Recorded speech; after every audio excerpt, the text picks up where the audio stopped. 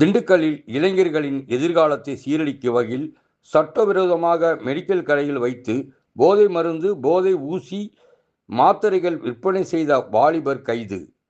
15,000 போதை மருந்துகள், மாத்திரைகள் பறிமுதல். திண்டுக்கல் நகர் பகுதியில் மாணவர்கள் மற்றும் இளைஞர்களின் எதிர்காலத்தை சீரழிக்கும் வகையில் போதைப் பொருட்கள் விற்பனை செய்யப்படுவதா வந்த புகாரை தொடர்ந்து திண்டுக்கல் நகர் டிஎஸ்பி கார்த்திக் தலைமையில் நகர் வடக்கு காவல் நிலைய ஆய்வாளர் வெங்கடாஜலபதி, சார்பு ஆய்வாளர் சூரியகலா, பிரபாகரன் மற்றும் காவலர்கள் தீவிர கண்காணிப்பு பணியில் ஈடுபட்டிருந்தனர்.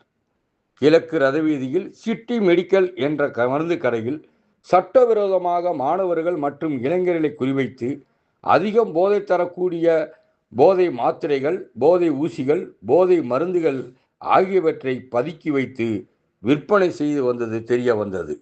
இதனைத் தொடர்ந்து போலீசார் போதை மருந்துகள், போதை மாத்திரைகள் விற்பனை செய்த திண்டுக்கல் நத்தர்சா தெருவு பகுதியைச் சேர்ந்த அப்துல் பாஷா மகன் ஆரிப் அகமது என்பவரை கைது செய்து அவரிடமிருந்து ரூபாய் 5 லட்சம் மதிப்பிலான 15,000 போதை மாத்திரைகள், போதை ஊசிகளை பறிமுதல் செய்து போதைப் பொருள் தடுப்பு சட்டத்தின் கீழ் வழக்கு பதிவு செய்து திண்டுக்கல் நீதிமன்றத்தில் ஆஜர்படுத்தி சிறையில் அடைத்தனர்.